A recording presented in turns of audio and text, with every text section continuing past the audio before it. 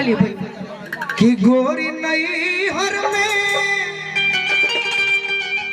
अरे खालू के रछीली भतार किली और ठोक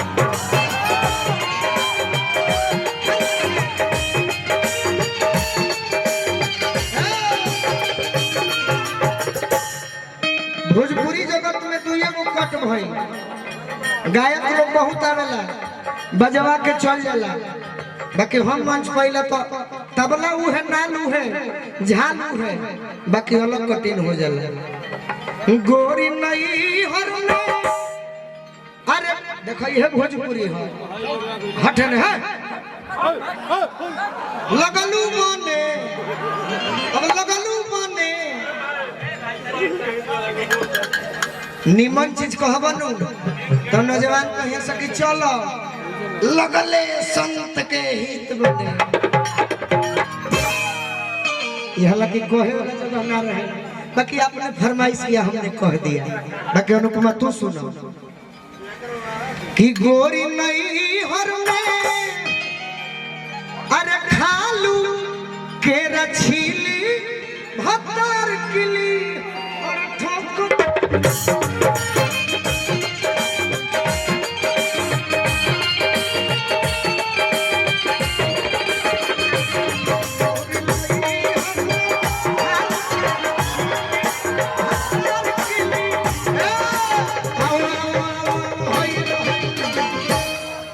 राजा जड़ा में कहो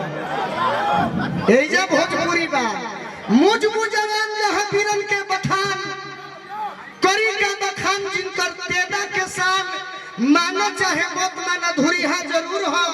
देखो छुरा छुरी तते हम लौरिये से थुरी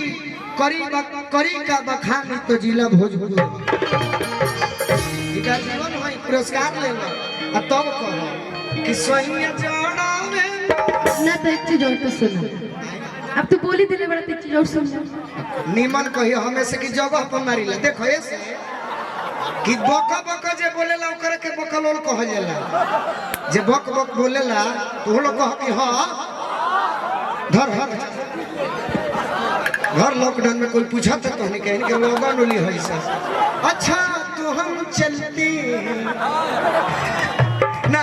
अच्छा है मनोज भैया यानी कि लॉकडाउन में कोई पूछा था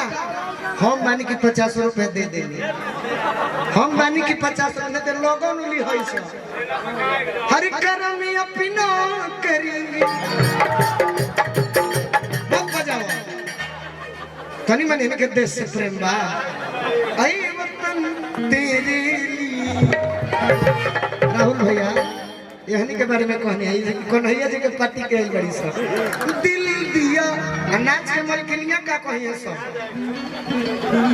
जो हमसे टकराएगा अच्छा अगर नीमन को तो कब सच्चाई तो हालत में कहा रहा ऐसे कहते नहीं जे बक बक बोलेला वो करे के बकलोल कहल जाला आगे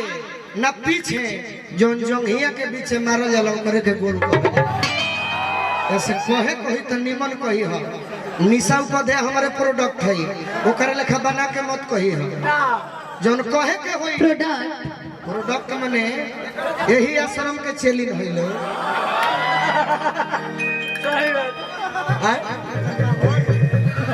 लेकिन आज अपोजिट नहीं बोलेंगे आज आप आज हमारे विपरीत रहिए हम आपके पक्ष में रहेंगे काहे ऐसे काहे मानो तरु डर बका अरे गेंडा स्वामी इन हाथों ने केवल हथियार छोड़े हैं चलाना नहीं भूले वो भी समय आएगा कितना दिन समय डॉक्टर कहले बा कि 1 साल लगे हम जाना तने कि हम ठीक होखब चाहे ना होखब कल्पना चौला के दोनों गोड़ ना रही तो एवरेस्ट के चोटी पर चढ़ गई रही गोलू राजा के एगो हाथ ना भी रही तब भोजपुरी और तरारी विधानसभा का मान सम्मान जरूर रखी ऐसे निमन कह के जौन हमें लागे आना तो तहारा में तो गाना ठीक लगी हाउ ठीक लगी मुरली बबुआ न होवे कोई करना अब बैगन हो जातो जी अच्छा ये नहीं बा तो हम थोड़े कहते नहीं कैसे कि हो जादू जी है अब प्रमोद प्रेमी भाई छौले बड़े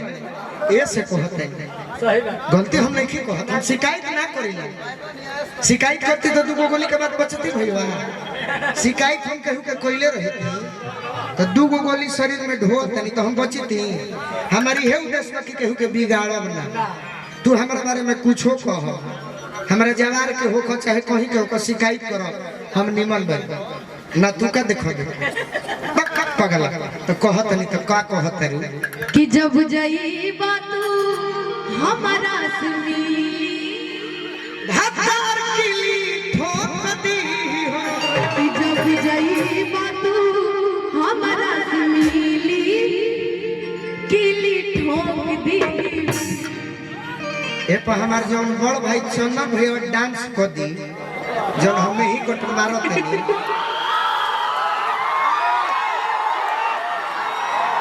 वाह देखिए इसका भी एक अलग राह है चंदन यादव जो है कम समय में मेरा भाई अलग लिख बनाया है इसके लिए आपको धन्यवाद है बाकी मान लो कि हम हिलावे लायक नहीं खी तो तू ही अनुपमा जो हिलाओ अच्छा नाजायज को तो जायज को हम सब ये हमारा भाई हो भाई ऐसे हो कि हर कलाकार दूसरे कलाकार को देखकर जलता है लेकिन हमारा और चंदन का ऐसा प्यार है हम तो खैर किसी के फेर में नहीं रहते हैं कोई हो केहू पवन सिंह होई खेसारी लाल होई केहू अनुपमा होई केहू चंदन होई कि हम जानो तनी कि हम गोलू होई हमारा में क्षमता बा कि हम सबकर दिल जीत सकते नहीं तो कम से कम तो बैठो ना बिना फीस के वकील मत बना बैठो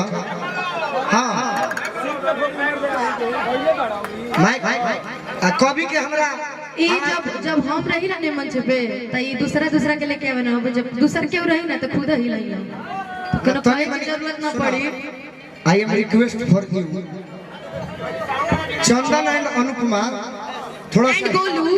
हाय एंड गोलू अच्छा लो हम ही लाइक चलो हाय लो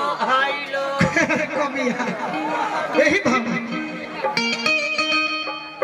हमार बिया ठीक हो जाए हाँ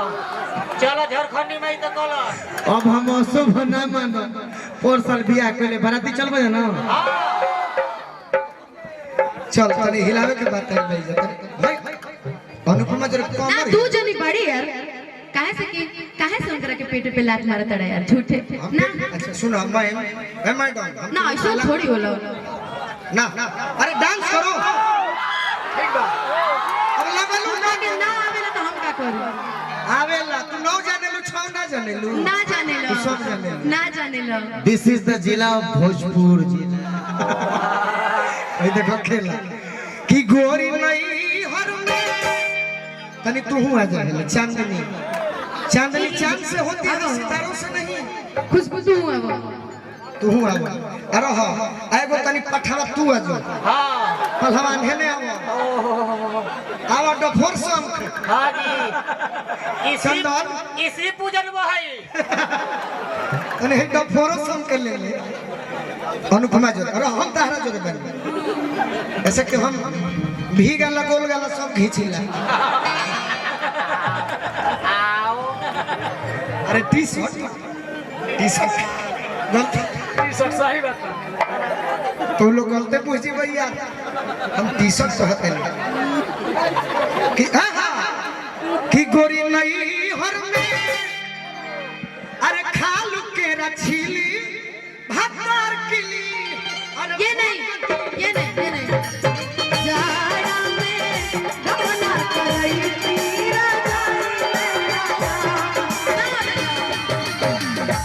तारा सब आया अच्छा अब देखिए भाव तनी है नहीं आई चंदन जी तनी है नहीं आई ये छै हमारा जरे पर मन बा हो तू खत्म बा हमारा जरे मन बा जादू सुन हम गाया बियाह कर ले अपन संभाल ना भाई हो तू ऐसा ना एक में भाई हो तू सीधे सीधी गाँव ना करियो बियाह ना चंदन भैया कि सैया जड़ावे में छोहाड़ा खियाई थी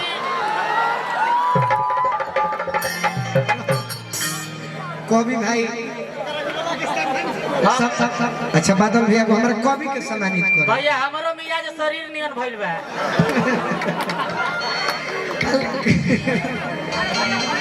एगो भाई खाली ताली बजा दी सब बड़ा ई भी एगो कला है जेकरा चलते इतना लोग हंसे लगे चंदनी तो एगो कले न हो खाली ताली बजा दो भाई। भोजपुरी जगत में दू एगो हास्य भइले एगो छोटे बाबा इनकर नाम में खुद कवि बा बहुत सुंदर बाकी भाव है जे अनुपमा कि सोइया जाला मन से हिलई अरे गवना करैती न जाइले और काम राजा जाला में गवना करैती न जाइले राजा जाला में गवना करैती न जाइले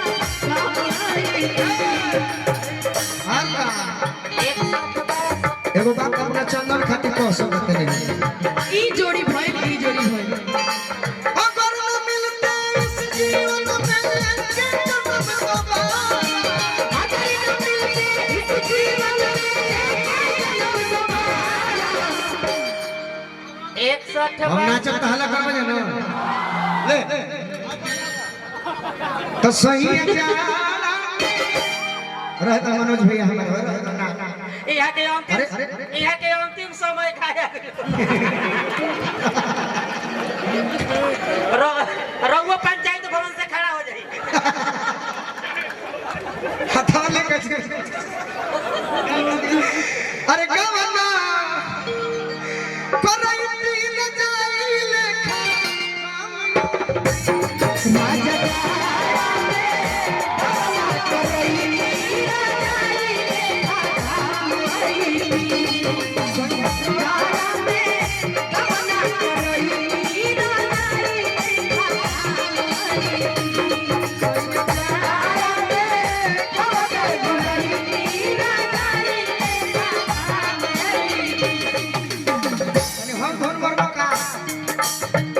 सुनिए राजा जी मेरे बिस्वरिया खुले के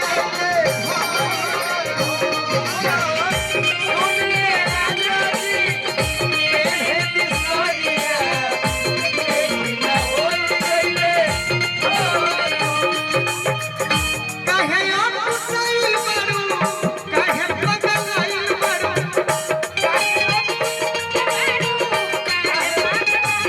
कहे आप सही बरू कहे पगलाइल बरू अब ही भरल बैठे सोनी रानी जी नाराय रानी जी अपने ही सहिया होई ना होई